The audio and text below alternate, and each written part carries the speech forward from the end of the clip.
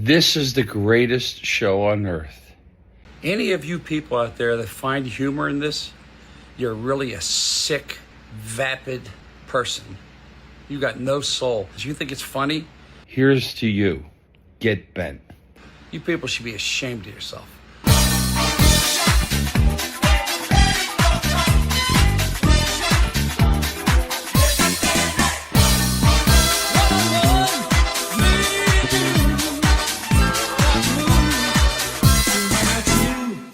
Good day and welcome.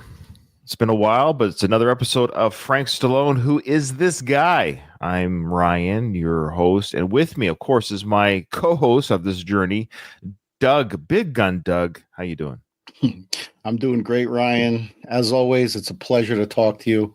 I feel like it's been far too long since we're on the mic together talking Frank, but it's like as at the same time as it feels like it's too long, it feels like it was just yesterday. Yeah, Frank's an interesting character. You know, we go a long time without speaking about him, but then when we do, it's like an old friend. It's just an old friend coming back into our life. Yeah, and I miss the guy. I truly do. Yeah, well, it's funny. Like, let's be clear here. We are an entertainment show, meaning we're having fun. We're trying to figure out who Frank Stallone is as he presents himself to the world. This is public information that he presents to the world, and we just talk and react and comment on what he presents. And sometimes he presents things that just aren't worth talking about. So it's been a little bit of a spell. Like, I have to wait a little bit for him to kind of give us fun fodder to talk to, and it's been a couple months because a lot of his posts, and this is no offense to Frank, because by all means he can release and share whatever he wants, a lot of just nothing sauce, really. A lot of guitar playing videos, a lot of just boxing history photos, which is great. That's his hobbies, and he dabbles in guitar playing. And but other than that, there hasn't been too much. But a couple months have passed, Doug, and we do have some pictures and some videos and things to comment on, and I hope people will enjoy our journey as we try to figure out who is this guy. Like you said, we have fun. It's and truly in our hearts there is no ill will towards anybody that we speak about. And I would call it a comedy podcast, but we're not funny. So we're not funny. Yeah, just cross that right off. But it's a fun podcast. It's fun. I don't know if Frank watches our show. I don't know for sure if he does. So he probably doesn't think we're funny, which is probably... No, certainly not.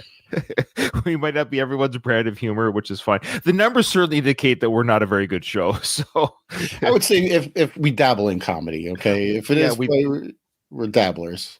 We dabble in comedy and we dabble in podcasts. Okay. Yeah. Well, I'm excited. I'm excited to get going here. I'm going to start with this photo here. I'm doing a new thing here too, Doug. I put all of my pictures into an email that I sent to you, and I'm just going to share that email. I don't think I'm going to dox myself. Do you see any information here that would dox me?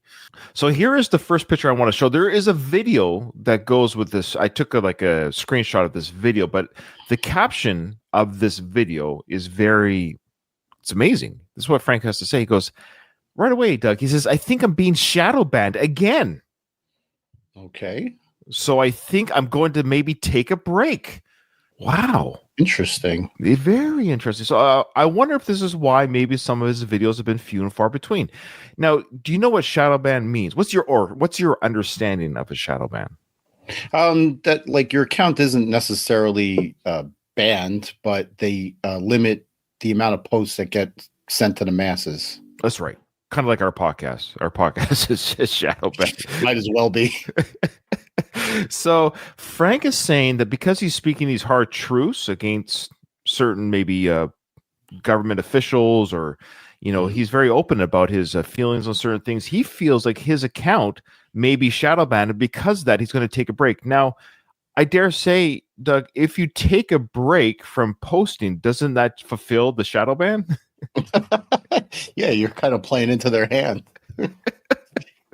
But the thing is, if you're being shadow banned, you can still look up the person's profile and see all their posts. It's just not in anybody's algorithm. So, and I think like the amount of followers that he has, plus the type of content that he has, I mean, that could be the recipe for shadow banning. It could be, and I don't know how he proves it. I don't know how he figures this is happening. But Frank, my advice is don't take a break, don't stop, keep it coming, keep your voice being heard. Because if you allow the shadow band to do what it's doing, don't let it do that thing. Yeah, they win. Don't let them win. He goes on to say, as I've always said, this new form of the Democratic Party are the pawn scum of the earth. We have to meet the enemy head on and dismantle their anti-American rhetoric. So then why would you take a break?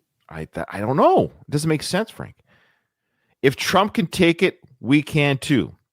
If you're a left-wing radical lowlife, cut me a wide path, for I don't want to hear from you or see you. He's talking out of both sides of his mouth here. Like, are you going to take a break, or are you going to meet them head on? Are you going to fight through this? What are you doing, Frank? Well, they don't hear or see you, according to the shadow bans. Like, I think maybe he thinks he's shadow banned. He very well might be. I don't know, but maybe he thinks he is because his engagement is low. I'm not sure what clued him in on that, but that could be it. Okay, so that was the caption to this video. So here we go. As you might hear, gunshots. I'm at the range trying to shoot with both eyes open, shooting trap, and it's giving me a lot of trouble. I usually shoot with one eye. I'm supposed to shoot with... Is it completely necessary for him to do this at the range while there's live fire behind him? Yeah, and for context, he's wearing an army t-shirt, cowboy hat. I love how he's giving this message with just gunfire. It's like, hi, I'm in the streets of Chicago right now. You're right. Why not in your car with this message? Yeah, right. Yeah. But remember, he's shadow banned, so yeah. Both your eyes open, but for some reason I'm shooting better with one eye. So at my age, just stick with what works. I'm so disgusted. Now, you're a police officer, right? Mm-hmm. And when you shoot your weapon, what do you do? Do you do the one eye or do you do both eyes? Well, it's interesting because I've always for 20 plus years have shot with one eye because you focus on the sights. Right. And you can't do that with both eyes open. And we recently got the red dot targeting system. So it's I shoot with both eyes open now. Okay. Yeah, I do very minimal firing, but I do weapons firing as a military member myself in Canada. So we have the weapons proficiency tests, and I shoot with one eye, but they even taught us, try to shoot with both eyes. It's hard. It is hard. I'm a horrible shot. Frank would be very disappointed in my shooting ability. I'm a horrible shot. You're not worthy of being a military member. Well, you just shoot down range, my friend. If the enemy's in front of you, just shoot down range. It's better than nothing. Yeah. True. By what I'm seeing on the news, the attacks on Musk, the attacks on, Tesla cars. It's so ridiculous. This is all they got. This is all the Democrats got. They promote violence. They're vulgar. Hello, I just love it. They promote violence. Bam, boom. He's making a statement, man. They promote violence. They promote violence. He's wearing an army t-shirt. Bang, boom. We're trying to clean this mess up that we're left with. All these jobs, people getting paid tremendous amount of money to do nothing. The Board of Education. Frank, imagine getting money doing nothing in your life. What would that be like to get money for nothing? I can only imagine. It's a joke. But, you got to hang in. You got to hang tough. Call your congressman. Do whatever you can. And listen, if Chad Bianco, the sheriff, is going to run for governor, go out and vote for him. Because if you get someone else in there, we're sunk. I mean, California is sunk as it is. Unfortunately, it's such a beautiful... Okay, so now he's going to show you the view of California, saying it's a beautiful place, it's sunk. I love how he has the freedom to go to the range, to spend his day at the range in a beautiful state and weather. And if it's such a disaster, why doesn't he move? Does he love the state so much that if the people have voted for this, then it's it's the people that want this. So maybe you, the individual, doesn't like where you are. Like, you might have to move. That's the whole point. Like, maybe it can't be saved, if that makes sense. Maybe this is the state of California. So maybe just go Houston or to. Yeah, I was going to say to Texas. He's got the means, and Frank. I don't know why he doesn't do it. He has a lot more money than we have. Oh, of course. He's I would say the most down to. Well, I wouldn't say down to earth necessarily, but the most he's like a middle class millionaire. Sure. You know what I mean? So he kind of sees the plight of the middle class people as he sits in his tiger themed bedroom. But he has the means. Like, you can move to a red state if that's what you want. So, like, what's keeping you in California? That the bar that you play at every week that probably gets you like a free meal and a couple of drinks. Like, I don't know what keeps him in California. He's not a working anything, actor, musician. Well, he's got some movies coming up. We're gonna get into that. Don't you sell him out for his non-movie roles that he has, okay? My bad. Yeah, don't you do that. I think he would argue it's his friends, it's his home, it's been his home, but he probably sees it as his own personal fight to save the state. I don't like any part. Like, I'm in Canada and I am from the West Coast. I'm going back there this summer to live there again in my home.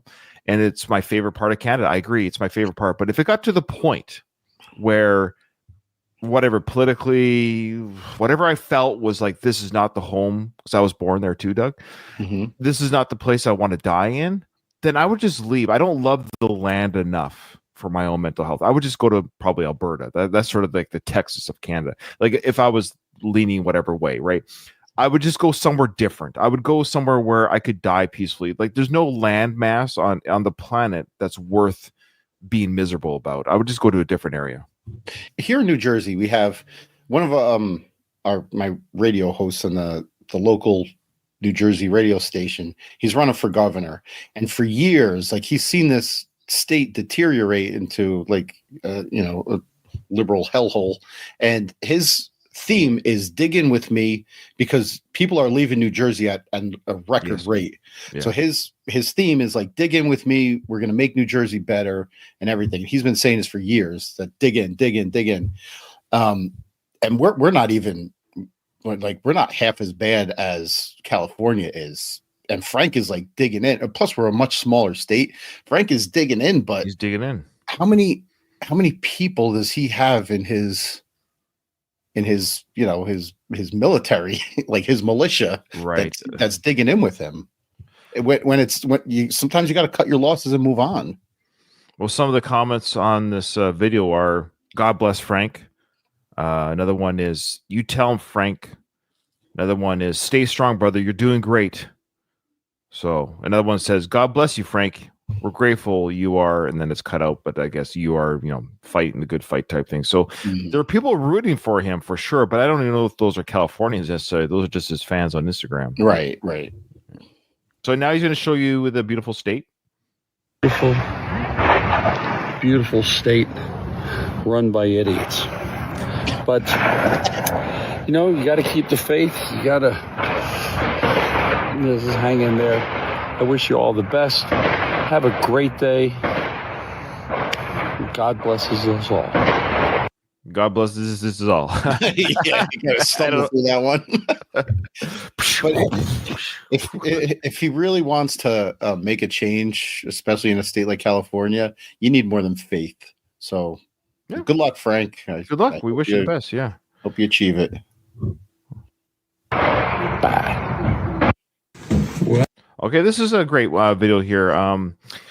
So we're gonna see a great painting from Elvis, painted by I think John Rivoli likes me. I don't know. I think he's ghosting me. I don't know if he watches this, but I sent him a message on like Instagram and Facebook like a month ago. I forget what it was regarding, but it was like a legit like, hey, we talked before, and I know John's friends with Frank, and like I said, we have no ill will towards Frank. We just take the mick out of him a little bit, and but John, if you're out there, we love you, brother. Your art is amazing, and this is a legit video is what I'm trying to get at, Doug.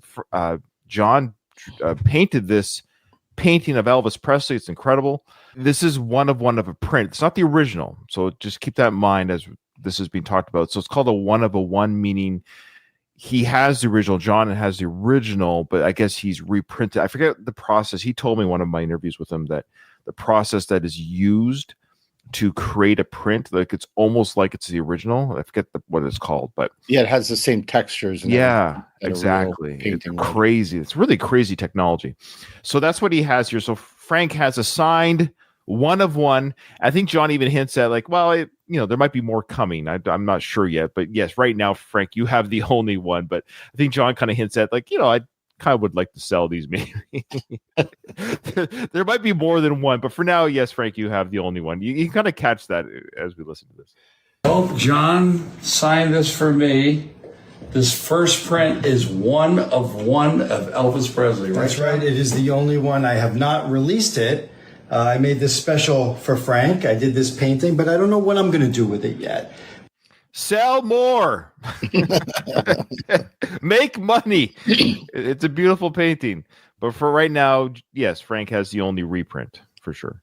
But I knew I had to make a print for Frank since he is the big music guy in my life. This was the greatest inspiration of my life was Elvis Presley. And when I saw he did it, I know he did the painting. I said, can I get a print? Yeah.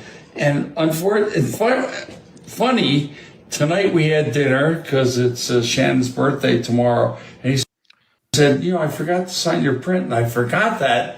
And now he's in town. He signed it. So this is Elvis Presley print.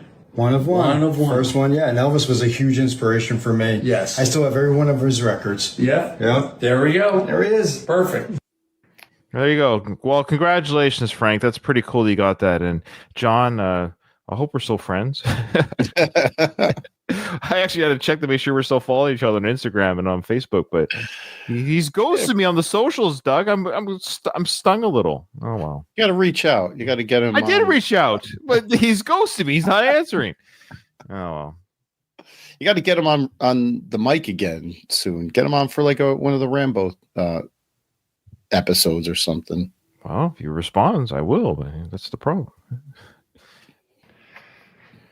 Again, the anti-Israel protesters took over, I think it was Grand Central Station today, making fools of themselves, blocking people from going to work, causing turbulence and upset. And NYPD Blue, which used to be one of the greatest police departments in the world, just stand there and do nothing. Well, number one, that's what protesting is. It's an irritant. For a reason, like it sucks. Now I know by law, and you can correct me on this. I know you're a New Jersey officer, but you do have to have a permit to upset traffic, is my understanding. So yeah. Protesting is a legal right, of course. I don't know if this group had the legal permit. It's not stated by Frank, but even if they didn't, what do you want the police to do in this situation? So, Doug, you're a police officer. Let's say you have look, this is tricky area. I get it. This is anti-Israel protests. I get it. So they're pro-Palestine, right? And they're upsetting traffic flow, people going to work. It's an irritant, absolutely. No violence has been committed. But you as a police department, are you really going to start like spraying them with a fire hose and pepper spray? And what are you doing? No. You kind of just contain the protests. You let them say their piece, and then they move on. It becomes an issue when it becomes violent, or like you said, like if it disrupts. You have to get a permit for a protest because they have to cone off the area. They have to redirect traffic and everything. They need a plan for something like that. But if you're in a park or on private property or something protesting, and you're not interfering, you kind of just stand there, you let them say their piece, and then they disperse, or they're supposed to. We had a protest in my town a few years back. It was part of the BLM movement or whatever, right in front of our police department. And we knew it was happening, and we did just that. We coned off the area. We stood there for security purposes, and that was it. They did their chants, they waved their signs, and then after a little while, it was over, and they all dispersed. No problem. And you went out afterwards and targeted everybody. It was hard to kick the shit out of them. Is that what police officers do, Doug? I mean, it depends on which side of the news you look at, but sure. Yeah. Well, Frank isn't happy about the. Now, I'm not saying what side of the fence Frank's on, but he's going into some dangerous territory here. If I was a celebrity, I would just stay out of this whole talk. I just wouldn't even bring it up. Before you started, I can't hear anything he says because that zipper collar thing that he's got is bothering the shit out of me. I don't know why he's wearing his jacket that way. Usually, if you have, it's like one of those quarter zip things with the high collar and not the hood. Usually, like you fold out those two collar points, so it's not holding your head straight up. It looks like he can't like put his chin down because it looks like a military collar. All right, so I don't know if he says much more. My advice is just stay out of this. Now, here's the thing: if this was anti-Palestine protest, I wonder. Now, hear me out here. I'm not saying one way or another. But I wonder, would Frank have this video had the same disruption occurred if it was anti-Palestine? Because it was anti-Israel, it's worth talking about. You get what I'm saying? Yeah. Just a few arrests, but there's thousands of people or hundreds of people there blocking the way for people to go to work with. Sounds perfect to me, man. I would love people to block my way to get to work. Oh, sorry, I can't come in today. Anti-Israel protest. I'll see you tomorrow.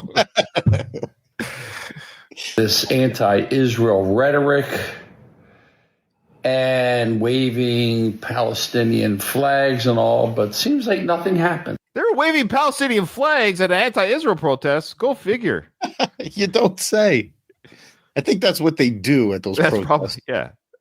And I suspect if it was an anti-Palestine protest, it'd be raising Israel flags would be waved. I would suspect. Yeah.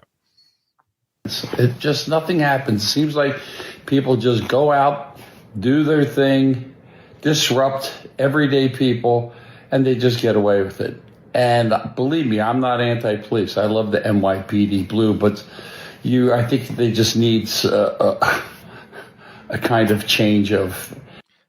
He actually says the police did nothing. Yeah, that's probably their direction. Like, even if it was in a quote unquote illegal protest, there was no permit. You think the police are? Can you imagine the ruckus that would have caused had the police gone in with batons flying and fire hoses and like circa 1960s anti-Vietnam protesting? They were just like, nope. With the social media and body, let's just at least it doesn't get violent. Let's just leave it at that. That's the other point that I wanted to make before.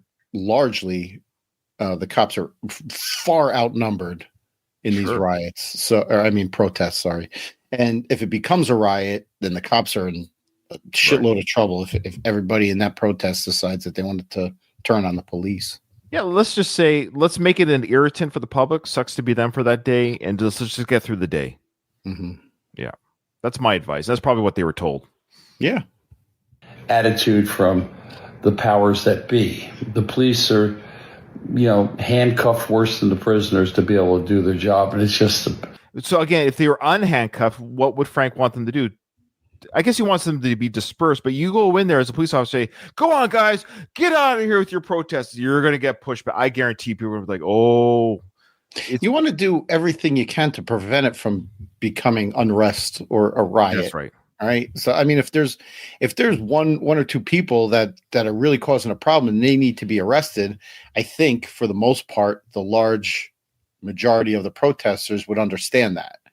But if you just start going at people who are just sitting in the middle of the road, then they're going to be like, dude, he's not doing anything. He's not doing anything. Yeah, it becomes a whole thing. And then they get jumped on and they get pushed and it just becomes a whole, yeah. In fact, the fact that Frank's talking about this now and I never heard anything about this is a good sign because it didn't make national news that I'm aware of. You know what I mean? Like there was no, Twitter stuff or anything like that with like fights and batons and pepper spray and right. And it's not limited to one area. It's happening all over. Right. Sad day in our country where people can just do that and get away with it, and it affects the everyday working person. That's all. It's called a protest. Yeah, I don't think this is the proper hill to die on. No. I got to say about it. There's protests everywhere. Look at every college campus in the country, Frank. They're happening all over the place. It's what makes our country great and terrible, which is what makes it great, meaning we want to hear dissenting voices. That's the whole point. You have to hear the other side, whether you like it or not. I drive by stuff, even like in Canada, we have people who stand outside the abortion clinics or whatever. I'm not going to say how I feel about it. I'm not. But what I'm saying is I see them like, that's great. They get to be there and no one's kicking the crap out of them. Just they're allowed to say what they want. You're allowed to say it. Go ahead and put up your political parties on your lawn. You're allowed to do that. Like dissenting voices should be allowed. You don't want a dissenting voice? There are other countries that don't allow it to happen. You can go there. Right. Yeah. All right. When you only want to hear one side of it, go to those countries. They're great countries. Yeah. Hi, everyone. I want to thank Greg Kelly and Newsmax for having me on tonight discussing Whoa. Can we get our hands on that? We have the video. We have the Newsmax video. But what I love, Newsmax, it's not like CNN or it's a YouTube news channel. Like it's called Newsmax, but it's not you can't find, look, I'm not a mainstream media guy, but the point I'm trying to make is it definitely has a leaning, if that makes sense. It's like leaning. Usually as a news person, you're supposed to be neutral, but these guys, these Newsmax anchors, they emote and everything. Like they call people crazy. Yeah. Newsmax is ridiculous. Yeah, so it's an American cable news, political opinion, commentary, and digital media company. Yeah, it's created by a guy named Christopher Ruddy. But yeah, they definitely have their own, which is fine. Absolutely, again, they have a voice, and that's their right. But I love how Frank acts like being asked to be on Newsmax. It's like the news station version of Tucker Carlson. You know what I mean? Like there's no, yeah. I find it really funny. Bernie Sanders, who never had a job and has millions of dollars and 3 homes. Never had a job, has millions of dollars and a few homes. Sound like anyone else we know?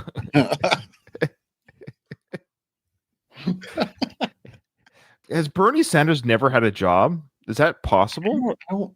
I know he was in politics for a long time. Isn't that a job? I mean, am I stupid? You collect a salary for that. He was literally a mayor. Isn't a mayor a job? Is he talking about he never had a dishwashing job? Is that what he means? Yeah, or like he's had a life of politics. This is where, Frank, I'm sorry, you're losing me a little bit because you're saying because Bernie never washed dishes or pumped gas, he doesn't have a voice or working in politics. Say what you want. That's a lot of work, a lot of meetings, discussions, briefs. He's a U.S. representative in Vermont. He was a U.S. senator from Vermont. He ran for president. He was a mayor. That is a career, Frank. Politics is a job. And I don't want it. No, certainly not. Because Frank had to maybe bust a few tables in his early days of singing at bars. That's the job that he's qualified to say stuff that he's able to say. You know what I mean? Well, yeah. But even if you consider the way that Frank did make his money, it was an entertainment. And a lot of people wouldn't consider playing on stage, or acting in movies a job. That's what I mean. But Frank would tell you before he did that, he worked on the farm. That's what he's trying to say here. That's not how he made his millions of dollars. You're right. Because he went right with Bernie's never worked a day in his life, and he's got 3. Like it just fell in his lap. Sure. Right.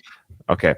But he goes on to say stuff here about something. Here we go. And AOC are sitting there Coachella trying to talk to the average working man. Well, an average ticket at Coachella is $600. I think a beer is $18 and all. That's not the average person. But then it is because they're there. He's criticizing AOC and Bernie for being at Coachella because it's a high-priced event. I got news for you, Frank. Young kids who are students or working or busting tables themselves, they will pay $600 out of their tips to go to Coachella because it's an event. That's the whole point. To them, it's an event. They're paying for the event and the experience. They will sacrifice half their rent that month to go to these things. That's the whole point. Yeah, I think for the most part it is average. Oh yeah. I mean, professional guys, middle-aged guys like us aren't going. Their idea for going there was to target young people. Of course. spoiled kids asking mommy and daddy, can I go to Coachella? They're not working guys. I don't know many working housewives or working fathers that could afford $600 to go to Coachella. Coachella? Jello. That's my favorite flavor of Jello is Coachella. Those people that he described don't want to go to Coachella. No, they don't. I don't want to go to Coachella. It's the freshly It's a 21 year kid. old Yeah, it's a young man's game. that want to dress the skimpiest shit you ever seen and go there and dance, do drugs and dance. I love how he's calling out Nepo babies. Yeah. Mhm. Yeah, we certainly want to have anyone be successful because of somebody else's successes. That's for sure. Oh, yeah. To sit there. Never rode the shirt tails of anybody. Well, that's what he's saying. It's spoiled kids asking their parents for money. Like, Yeah. so he's saying these kids have had an opportunity to experience something because of somebody else. But With a bunch of people getting high, listening to really bad music. I don't think that's the working person. Okay? I remember at 24 years old, I probably made $600 in like 4 months playing in a band. Probably that amount of money. Frank, that's not a job. That's you wanting to get yourself out there and get known for sure. That's the grind of being an independent rock and roll player, as you saw yourself. But that's not, he's saying, I only made $600 playing my guitar. Yeah, because in between trying to play guitar, you should have been washing dishes. You should have been working at the gas station. You were trying to get a career in the music industry. So yeah, you made the grind. Well, first of all, $600 then isn't $600 today. And secondly, what was the average ticket price of Woodstock? Oh, it probably wasn't very much. A lot of people jumped the fence and went for free there too. Yeah, so even like the ticket prices, let's say it was $15. That was probably a lot of money to some people who wanted to go to that festival so bad that they made it work. Right. Not including the people that jumped the fence or whatever, you know what I mean? I'm saying. But, like you got to, it's all relative, Frank.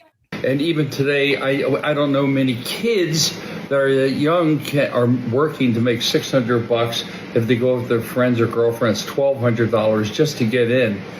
So Bernie Sanders, like usual, is talking out his ass, a guy that never worked, a communist, an AOC. Wow. So Bernie is a communist. He's talking out of his ass. He's never worked a day in his life. That's amazing. I want that gig. Yeah, we're never work and make millions of dollars. If AOC had an OnlyFans, would you join? Maybe 10 years ago. She's an absolute buffoon. They are not the working class people of this country. The working class people of this country have more common sense and spend $600 to go to Coachella. Thank you again, Newsmax. Bye. Thanks again, Newsmax. Now, I actually have the Newsmax clip. I don't know if we'll get to it today necessarily for time, but he doesn't even speak about Coachella during that Newsmax clip. But he thanks it's almost like this was his I'm giving you a Newsmax soundbite in my own home type Newsmax exclusive. Appearance on Newsmax had nothing to there's no connected tissue here. It's just again like his brain synapse is firing. Like he was just on Newsmax thanking them, and then this Coachella thing just fired in his brain, so he launched into that tirade. He's saying Bernie and AOC were under the impression that they were talking to the working class, but I don't know if they even announced we will only talk to the work. Why can't they talk to rich kids? That they want their votes too. Mm-hmm. Like it doesn't matter either way. They're talking to people. They're talking to the public. They're going out whatever you think of their own perspective. They're going out there and they're grinding out in the public and making their voices heard. That's all they're doing. At Coachella, at the car manufacturer, wherever they want to go, they're going where they're going. So his reasoning I didn't understand what he was trying to say, I guess is what I'm trying to say. I'm actually trying to understand what his beef is. He doesn't like Coachella. He doesn't like the music. He thinks it's overpriced. Is he sad he can't go? He can't afford it? He wants to go. He wants to perform at Coachella. Yeah. Can you imagine? That's what's funny is if Coachella invited him to perform, he would do it in a heartbeat. Everything he just said, he would delete this video right away. Harvard University has $53 billion in their cachet. As an American citizen.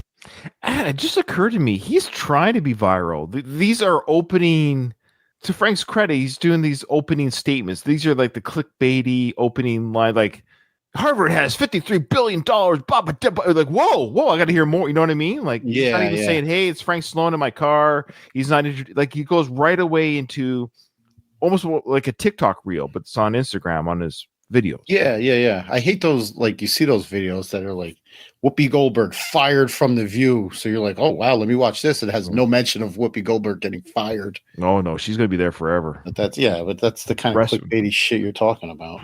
God bless her.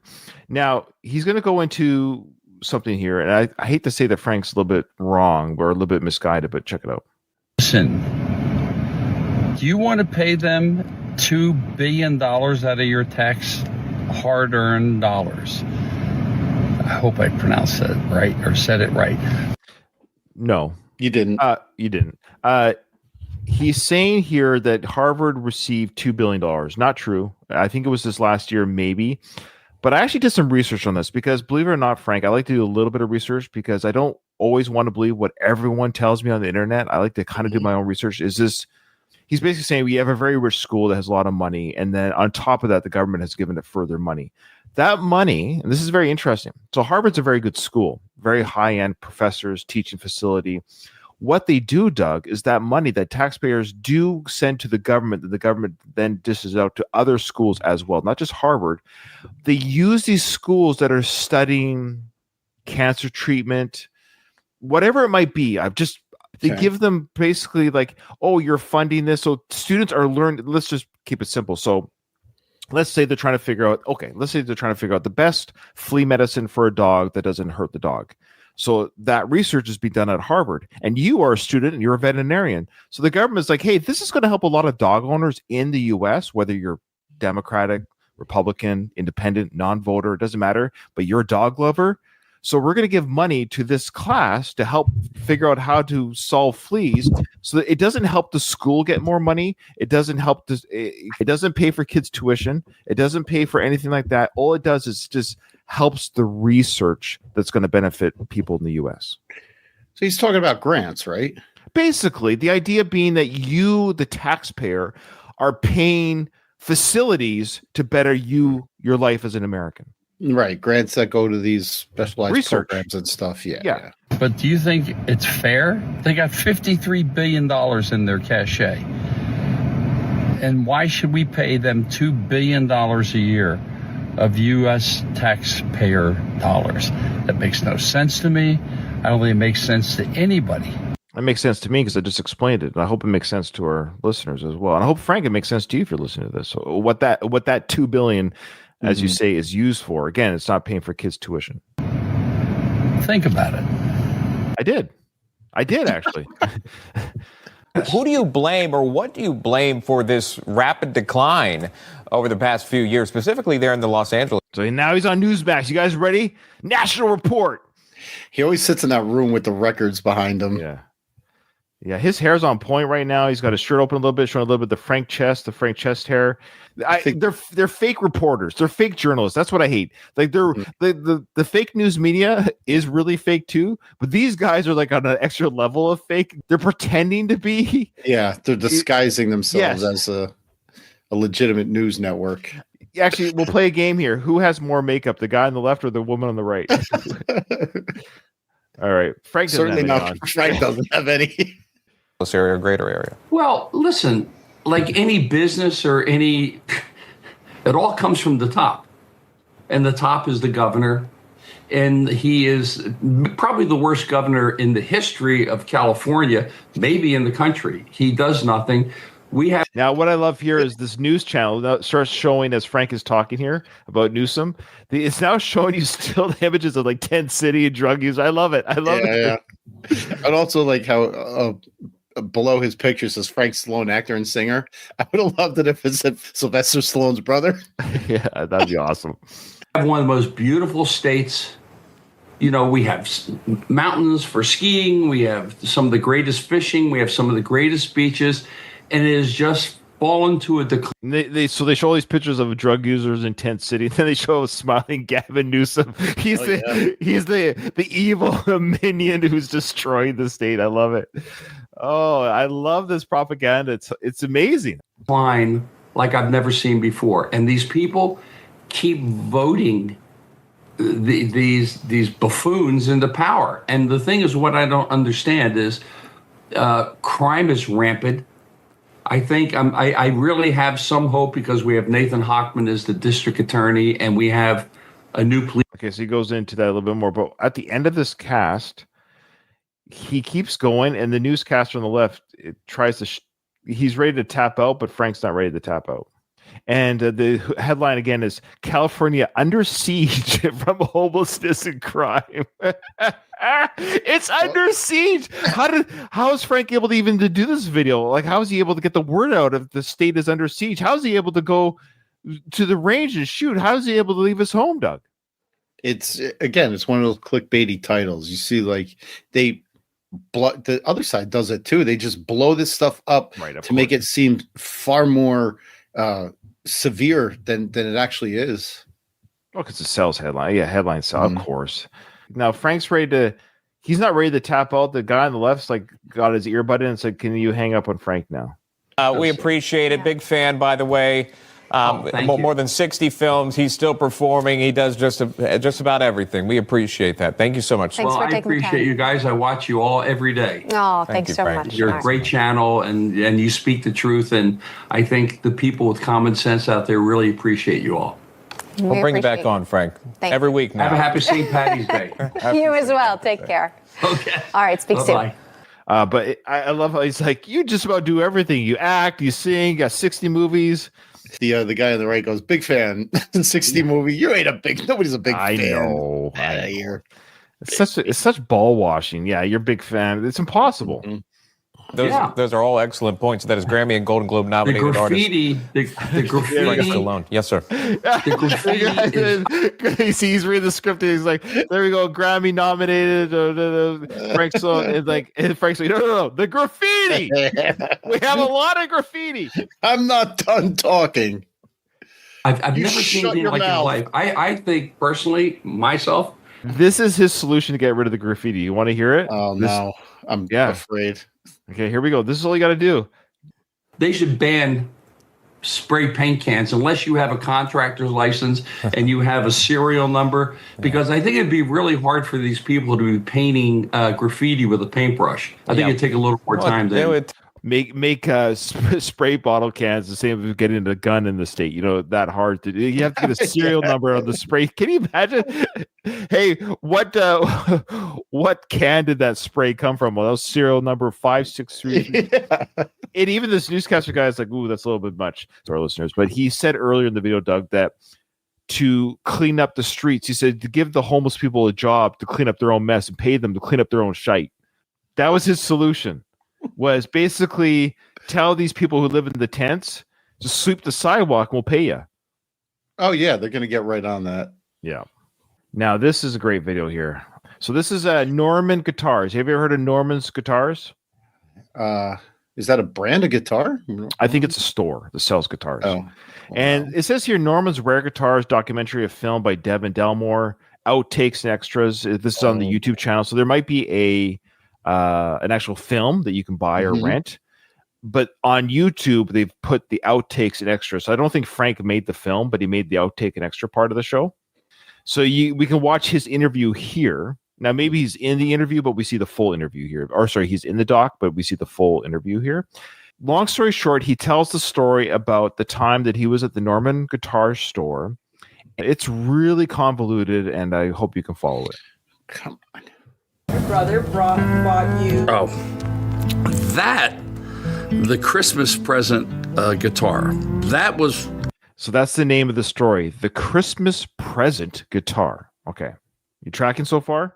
Yeah. He looks really awkward sitting there with the guitar across his body.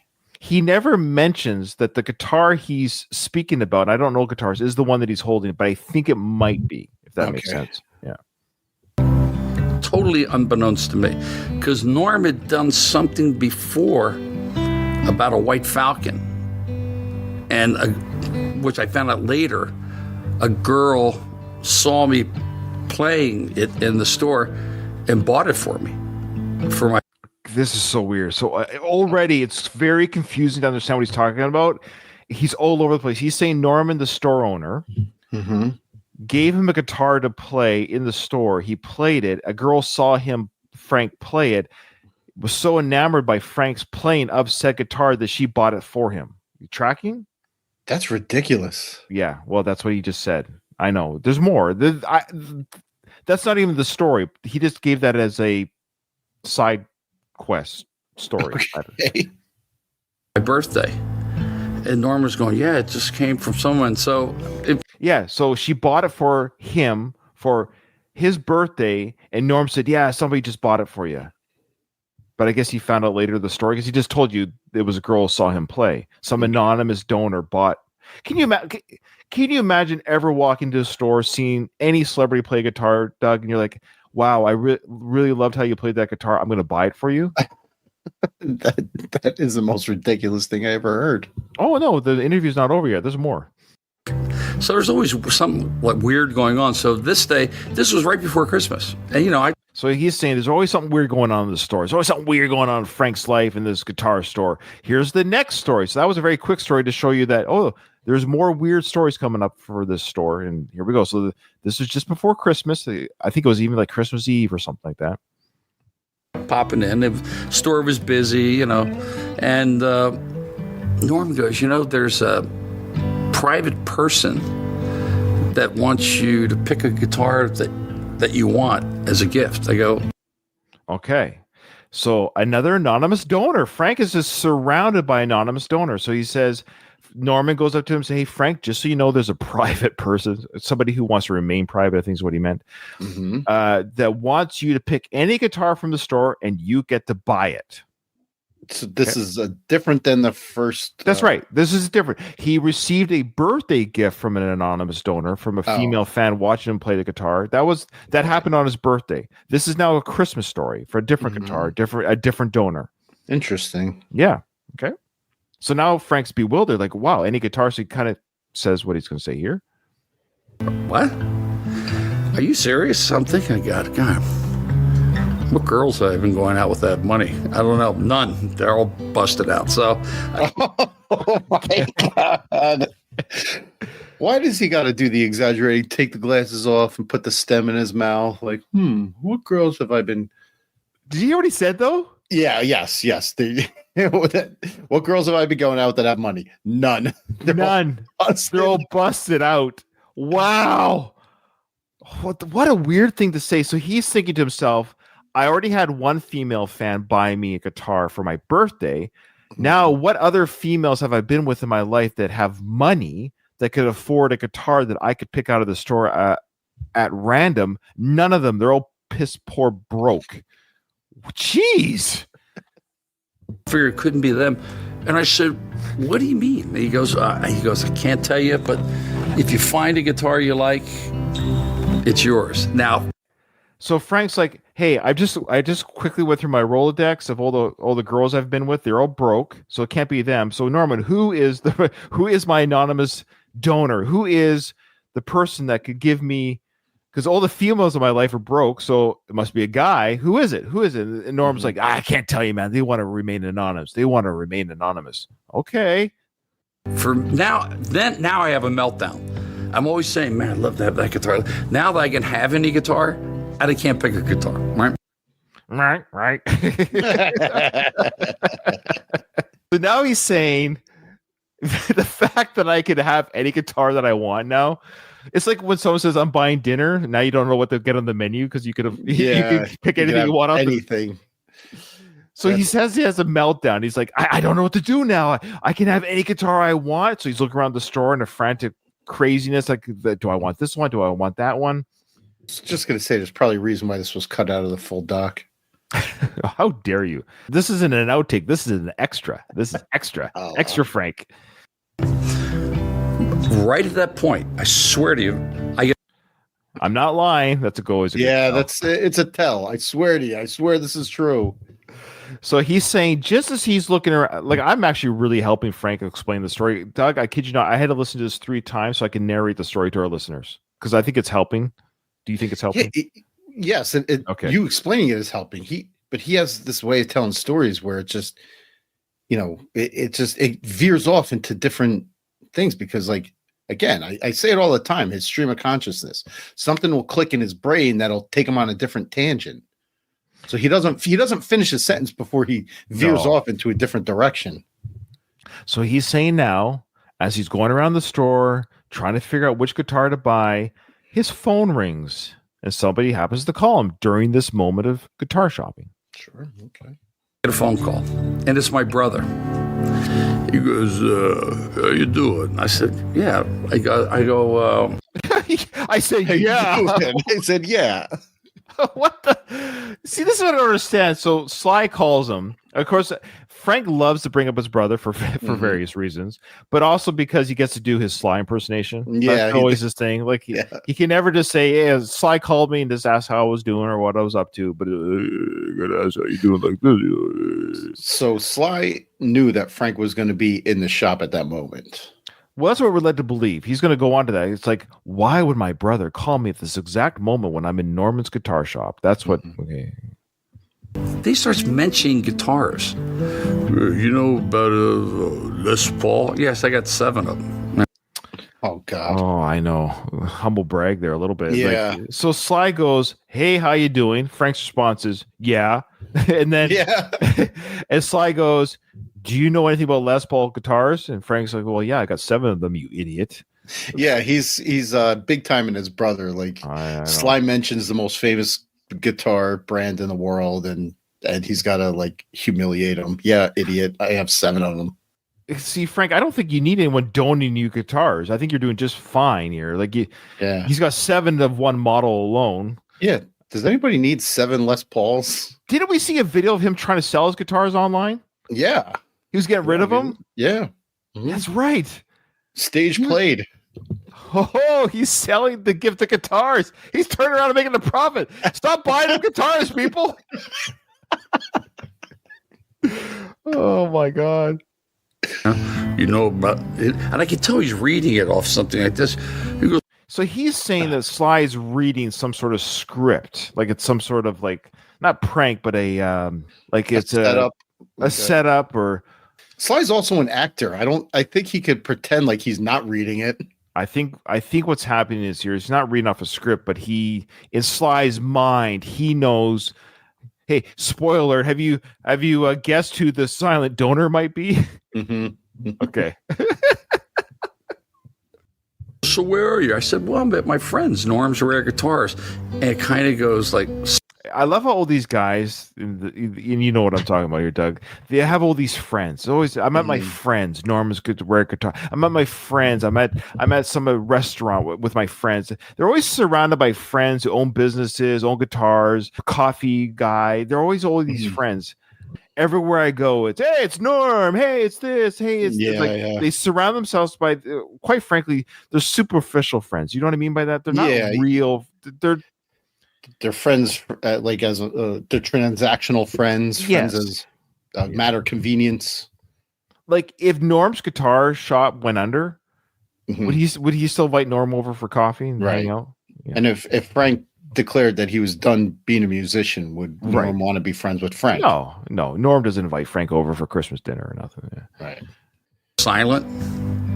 Oh yeah. So what are you doing? I'm just walking around. I still haven't figured it out yet. Yeah, because the story didn't happen this way. It's not. This isn't a real story. This can't be. Right. So Frank calls him while he's in the shop, and I haven't figured out that why would my brother call me while I'm shopping for a guitar from an anonymous donor? I haven't made the connection yet. Okay, fair enough. Fine, fair enough. That's what he's saying. Making it up as he goes. I think so. I don't know if Norm can help me out in this. I don't know where it went. I don't know if Norm can help me out with this, and I don't know what does that mean? Norm can help you out with what? He's already told you that he's aware of who the private, so he knows it's Sly. Let's just pretend. So Norm knows Sly told him, hey, tell my brother when he comes in, he can buy any guitar he wants. So Norm's not going to reveal that it's his brother because he was told not to. So Norm can help you. And then Frank says, I don't know where it went, but let me continue with the story. And he also he's like, I didn't make the connection yet, but then the breath right before that, he's like, I could tell he was reading off of something. I know. Like, what is it, Frank? God damn it. So we're just trying to figure we're just trying to figure out who he is. That's the problem. Think my brother might have fessed up. My brother might have fessed up. No, he told Norm when my brother comes in, let my brother buy whatever guitar he wants for Christmas. I'm his brother. I have $500 million. I want to buy him a guitar. This whole endeavor of finding out who Frank is might be a futile one. No, we'll get to the bottom of it one day. And then I couldn't find a guitar. So now he says he can't. This is weird. So is he still on the phone with his brother at this moment? I don't know. Has he hung up yet? He is making this up on the fly, and he's lost the thread. I don't know where this is going. Well, it's going somewhere. Trust me, you actually have no idea where it's going because right now he's saying, I'm looking around the store. I cannot pick a guitar that would suit what I'm looking for. I can buy any one of these from this anonymous donor, and I don't know which one to buy. I've now hung up the phone with my brother. I'm continue shopping.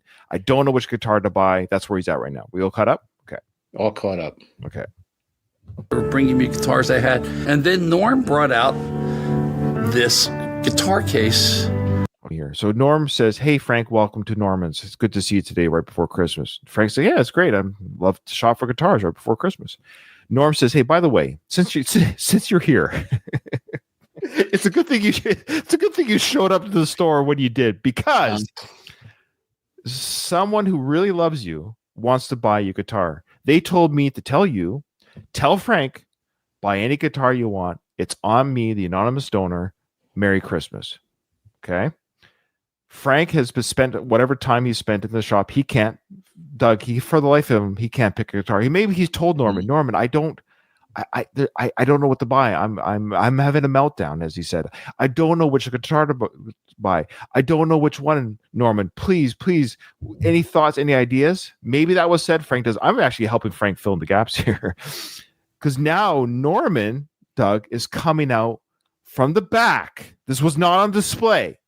He's coming out with a guitar that will be the guitar that Frank didn't even know he was looking for.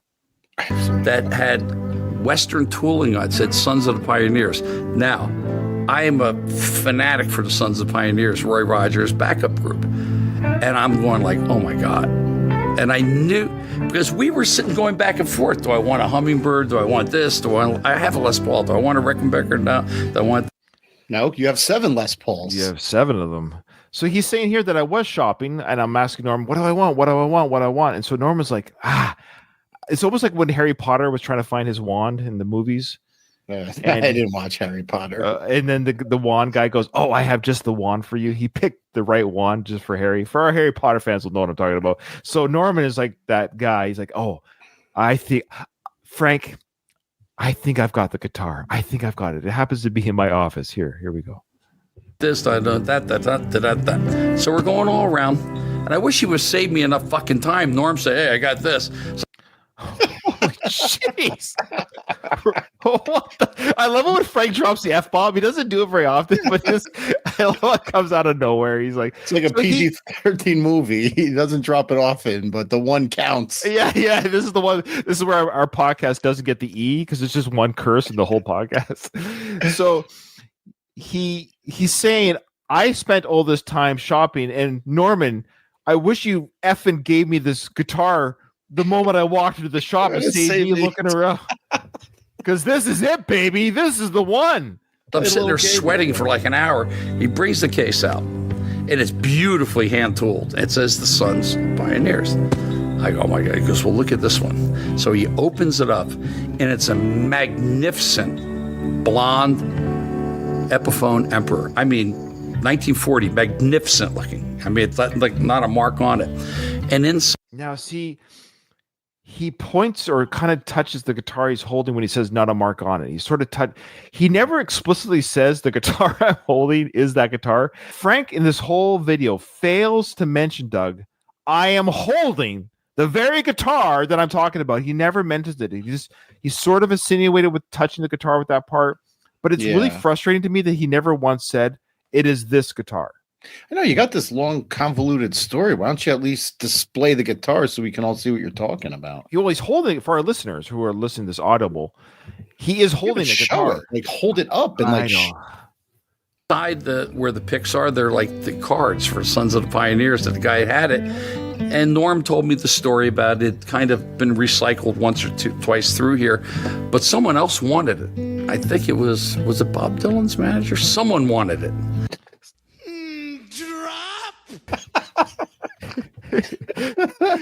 So he's saying I don't know how he knew this, but he somehow is saying that the guitar that he is being shown by Norman from the Roy Orbison band was a guitar that Bob Dylan's manager wanted to get for Bob Dylan, but he snatched this from Bob Dylan.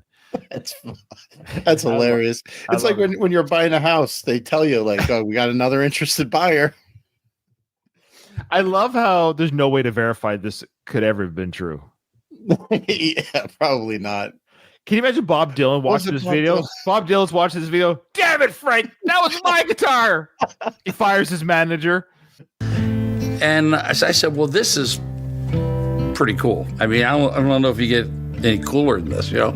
I mean, there's other guitars that are amazing, like Strombergs and stuff, but just the provenance of this.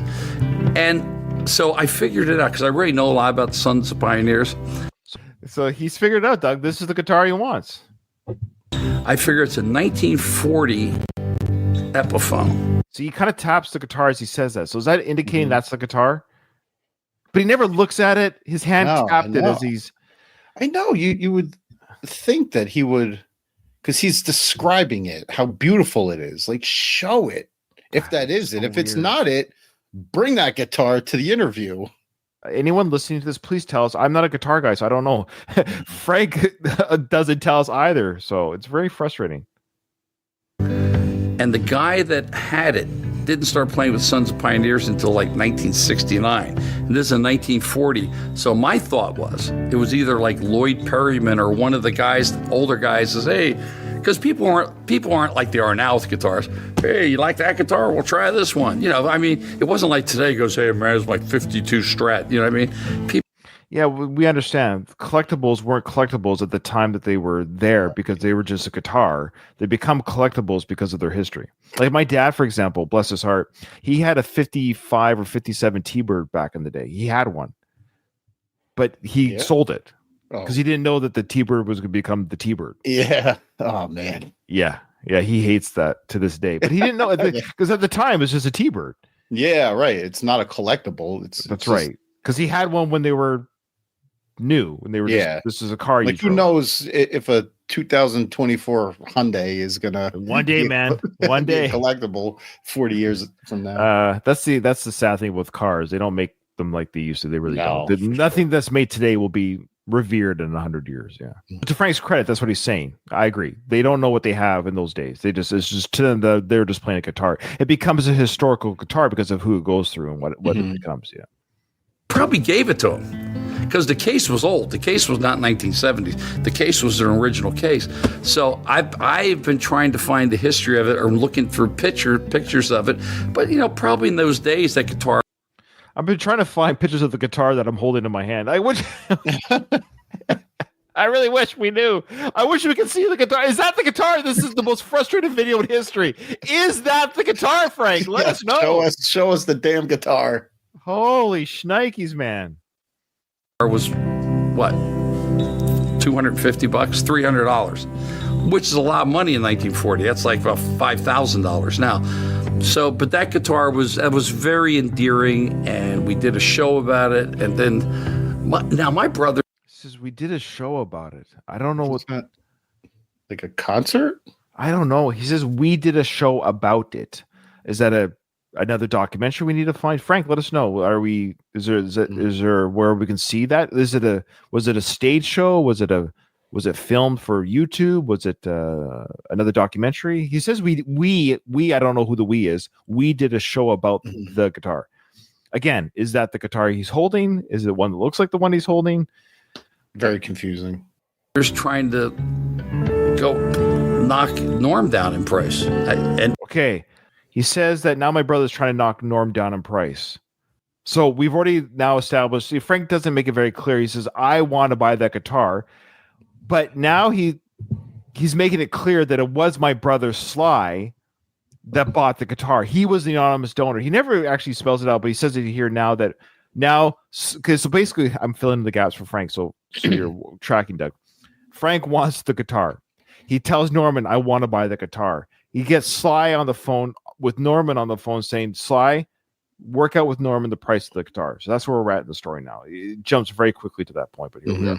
Endearing, and we did a show about it. And then now my brother's trying to go knock Norm down in price. And again, he's worth $800 billion. Oh, but Norm said, he goes, I'll give you a bottle of whiskey on top. And Norm said something like, He says, I'll give you a bottle of whiskey on top. Hey, Frank, by the way, can I get my bourbon, please? That's a very sore subject to bring up, Frank. Oh, I know. Frank, if you're listening, I bought your bourbon $50 and it was never sent to me. Your shop closed down. Nothing happened. That stupid whiskey, Sky Whiskey brand or whatever, they took over. They said they'd give me my money back and a free bottle to boot. They've shut down. Like literally, Doug, Frank's bourbon took my money. I paid for it. It's like, It's just literally took my money and run. Took my money and run, Frank. For the record, Frank, I ordered your bourbon. I received it. Great American company. Thank you, brother. Is it because I'm Canadian? Is that why, Frank? It might be. You damn liberals. Frank's probably laughing at me now. I hope you're enjoying that $50. Need it after knowing your brother that long. Yeah, something like that. But I got the guitar. It was a very successful show. We had a lot of views because it was a beautiful gesture. I mean, we had a very successful show with a lot of views. A lot of views. It wasn't on the Stallone family show. Well, that's what I'm wondering. See, this is where it gets very convoluted. I think he's talking about, you're right, the one show that they had in Atlanta, his final concert for the Stallone podcast, for the Stallone reality show. Mm-hmm. He may have played it at that show.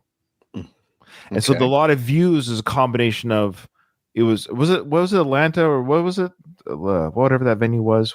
I can't remember. Was it Atlanta? No. I haven't watched the Stallone. No, but it was his last concert that he really did because Sly was there for the reality show, but they had a show. Mm-hmm. Anyways, he might be referring to that. But then, yes, the reality show did have a lot of views on Paramount. So that might be what he's trying to say here. Again, the mind of Frank is a hard one to figure out. Okay. I don't know anybody buys me anything, especially my brother, a guitar. I don't know where it came from. But I don't know many people that buy many things, especially my brother guitar. What did he just say there? People don't buy things? The whole world buys shite. That's all the world does is one big consumption pool. Yeah, that's why there's stores, because people buy stuff, Frank. Let's hear that again. It was a beautiful gesture. I mean, I don't know anybody buys me anything, especially my brother. That buys him anything. Oh, buys him anything. Boy, his marble mouth. I thought I had marble mouth. Mm-hmm. So I don't know very many people that buy me things. Well, you need to have loved ones in your life.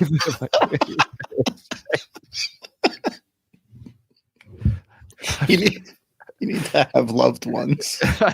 I guess your brother might be the top dude in that. That circle would be your brother. So bless his heart. And it's certainly none of your broke ass ex-girlfriends. Guitar. I don't know where it came from, but then I found out next to Cafe Roma was a jewelry store, and Norm had some guitars in there. I don't know why they were there, but they were on display. Okay, sorry. Now he's telling the part of the story, Doug. This story is so all over the place because now he's going to say, Sly told Norman to tell Frank, buy any guitar you want in the store. Frank was unable to pick. Norman says, well, I got the guitar for you. Brings out said guitar, but now we're going to find out how Sly knew about said guitar to have Norman give said guitar to Frank, but then somehow they still had to haggle a price. But Sly told Norman before all this happened, I want you to give this guitar to Frank. Right. Are you tracking? It seems like it was always that guitar. Yes. So the whole like pick out whatever guitar you want was just a ruse to kind of. But was it? Because why haggle the price on the phone then? Yeah, no, that the price, if he knew it was that guitar, that was the guitar, it should have been worked out beforehand. It should have just been Sly buying the gift and put it under Frank's tree and say Merry Christmas. Yeah. But now we're going to hear, how did Sly get wind of said guitar? It was a beautiful gesture. I mean, I don't know anybody buys me anything, especially my brother, a guitar. I don't know where it came from, but then I found out next to Cafe Roma was a jewelry store, and Norm had some guitars in there. I don't know why they were there, but they were on display. There was a Les Paul and stuff, and my brother happened to walk by and saw the guitars and the spiel, and then he got in touch with Norm. So it was a very touching and nice thing. So it was always the guitar. Yes. He's all over the place. There's too many questions. It's like one of Sly's movies. Well, no, actually, I will say this: Sly did not write this script. He could have. It's just too many questions are left over. Okay, actually, yeah, 2025 Sly wrote the script. No. Yeah, exactly. Yes. So now he's about to say, I don't play this guitar very often, the one in the story, but I don't know if the one in the story is the one he's about to strum right here. Play the guitar a lot because it's like a special occasion guitar, it's just like but he missed the first chord. So is that the guitar? Is he referring to the one in his hand, Doug? Can you see the neck? Does it say Epiphone on it? Maybe we'll go back and look. I'll have my people look into it. Now, the way this interview ends, it's just that was a really sweet thing, and I really love that guitar because I know I'm going to find out the more history of that guitar. I know I will. Yeah, he said that guitar. I know this guitar. This whole story. That's the guitar. Yeah, isn't that crazy? How can you tell this fucking long, drawn out story about this guitar and not show the guitar? You said that guitar. I don't think guitar. You're right. That's the key word. That guitar. But that was a really sweet thing, and I really love that guitar because I know I'm going to find out the more history of that guitar. I know I will. I'm going to get it because matter of fact, I'm going to play that on my Instagram, and probably maybe some old fart will come and go, well, that was my dad's, and it was stolen. I go, well, blow me. Yeah. I love the ending. Can you imagine? This heartfelt Christmas story ends with "blow me." As they fade, you have this nice music over it. They fade out. They show the Norman's Guitars logo. So I'm going to play that part again. So he says he's going to play that guitar on his Instagram. Some person is going to recognize the guitar, say, hey, that was my old man's guitar. And Frank's response will be to that poor grandchild, blow me. Take my junk and put it in your mouth and blow it. On my Instagram. And probably maybe some old fart will come and go, well, that was my dad's, and it was stolen. I go, well, blow me. I get it. Okay, here we go. Blow me. Oh my God. Thank you for that. Yeah. I'm glad I didn't watch that one beforehand. Yeah, I'm glad you got to react to that in real time for sure. Now, before we close, I'm just going to quickly go through photos. I think there might be something worth talking about here. So there we go. Atlantic City. So that's the show that Frank was talking about. Just remembering our sold out concert because it's Sly, and that's why it was sold out. At the Hard Rock in Atlantic City, it was a glorious evening. That my understanding, Doug, that was his last official concert. Right. Okay. Was 2022 Atlantic City. Yeah, he hasn't played an actual he's played his instrument. He's played at bars and stuff. But I'm talking about his last show was proper. His last show proper was then. He has a regular gig at some bar in LA. Oh, is that what it is? Yeah, it's if you look at his website and his dates, it's all at the same place, and it's every 2 weeks or something like that. I also noticed on his Instagram of late, he had a lot of friends and family pass away. So rest in peace to all the friends and family. Frank's, of course, one of them being Val Kilmer. So he's got a picture there of him and Val on the set of Tombstone.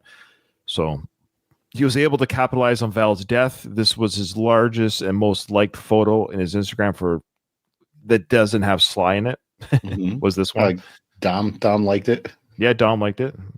I just like this photo here of him with his friends. What I like is if you go left to right, it's almost like who has the most natural hair. So Buddy on the left, that he's the most natural. I think both in face and hair. He's got the balding head, proper gray hair. We got Frank, proper coloring, hairline debatable. Got the peak there that's growing forward.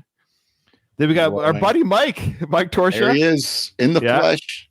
So we got Mike Torsha with the bulging pipes and veins. Ooh. He's got the balding hair. He's keeping the balding hair, which I appreciate, but that's not his natural hair color. And then we got this guy here. He's a 2-time Oscar winner for The Green Book, Nick, and he's definitely is not his natural hair color. What do you think? No, none of Frank's probably. Frank and the guy on the left are the only ones who got close to natural hair color. Yeah, so that's what I mean. So we got natural. So this guy here wins. I think he wins on the left for both natural hair color and hairline. Torsha gets the natural hairline award, not natural color.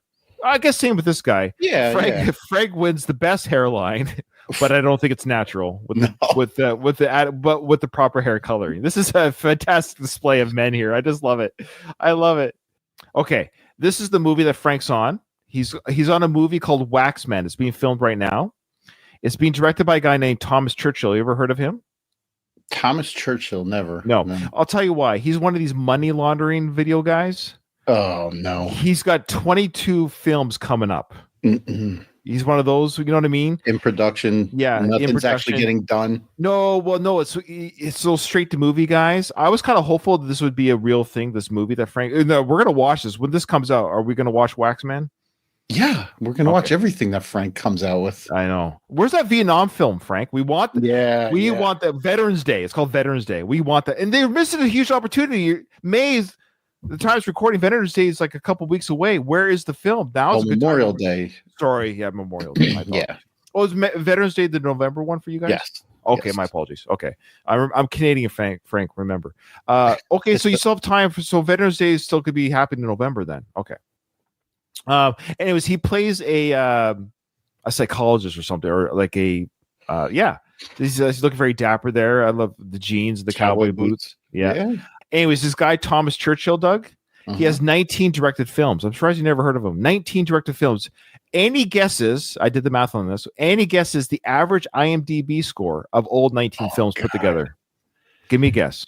Average. So I took old 19 films, divided it by 19, and I got a number. 3.9. Whoa, 3.8. Wow, really? Holy. I never do that good.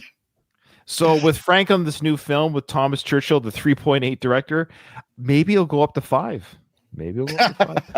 Well, maybe if our fans have anything to do with it, we could boost the numbers a little bit.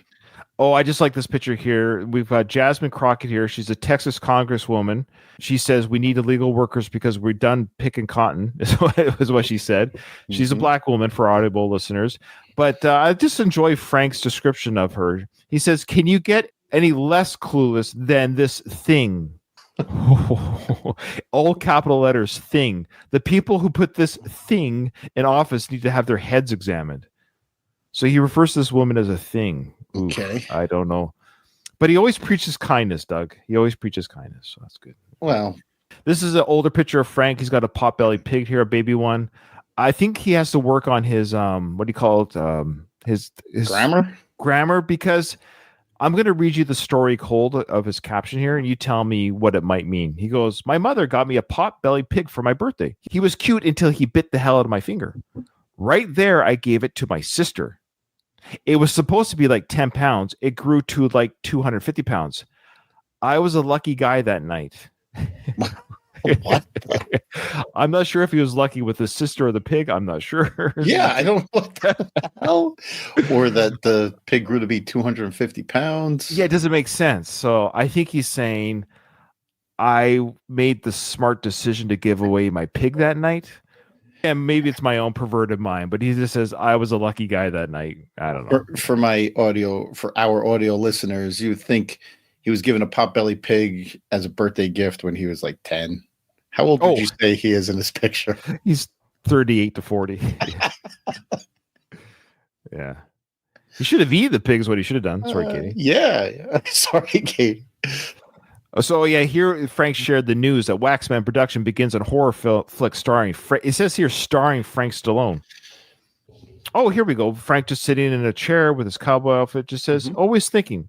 Practicing gratitude is a learning process that pays off. Not hero worship or superficial gains. We can't those with us, Doug. Just so you know, we can't those with us. Okay. Words to live by. Always words. We can't those with us.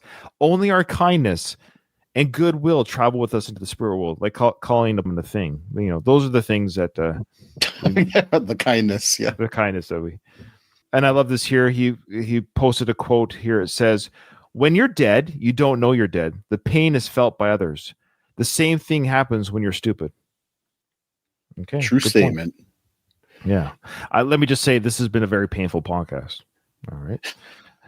Now, I do love this. So Frank jumped on the AI picture making of making yourself into a toy. I think you saw that probably in the socials. People make themselves into toys. Well, he did it for AI. This is the perfect toy. It's got Frank, a very age appropriate looking Frank too, mind you, with the shaded glasses, the face. He's holding a guitar. He's wearing cowboy boots, outfit, everything. And then Doug, check it out. It's got everything our show talks about. It's got the doctor's outfit on there as an accessory. It's got the Veterans Day uniform on. It's got the other gun. military one. It's got the military one, the sheriff one, boxing gloves, tombstone, weights, and it's called Frankster. I want this toy. That's great. So obviously they just scan your Instagram and they put like all the outfits that you wear. Yeah. It's fantastic. That's it. That's hilarious. We got all the pictures in. Oh, what a show. What a big, powerful show. Or a big supersized show, I should say. I don't know. That was good. That was all great stuff. All fantastic finds. Frank, you haven't disappointed. No. Well, it's been a couple months. And as you can see, folks, the reason why it does take a couple months, because not every picture is podcast worthy. Not every video is podcast worthy. So it might be a 1 month or two from now. Doug does have exciting news. His baby is about to be born any day now this month. So Doug will be a little bit busy. If Doug is unable to make some future recording days, if we can't line up, we will have a special guest host coming on to help out with the show. Doug is hopeful that he can be on there with them. That's, of course, Trucker Andy. His name is Trucker Andy. He runs his own podcast called the Old Apologies Podcast. Check it out. It's a great podcast. And he also is a recurring guest host on the Who Are These Podcast brand. Check out that show as well. But if Doug is not able to make it, Andy said that he's able to help out with the Frank Torch if you're not able to be there, Doug. I will do everything I can to make every recording. If you can, and Andy's got to step up, the fans will be in for a treat. They'll probably like him a lot better than me. Oh, stop it. That's not even true. There's no. And Doug, the goal is to have all three of us on to talk about Frank, because it'd be nice to have another voice entering this world that's, it's be interested to see somebody who's kind of hasn't seen this world the way we have, maybe an outsider, maybe somebody who maybe smack some sense into us for Frank. Maybe we're seeing everything wrong. We could be, we're not an echo chamber here. We welcome other ideas and opinions.